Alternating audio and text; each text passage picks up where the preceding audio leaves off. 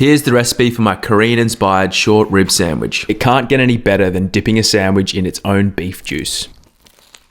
Wow, there's so much flavour. Season the short ribs with salt and sear them until brown on all sides. Once done, set aside.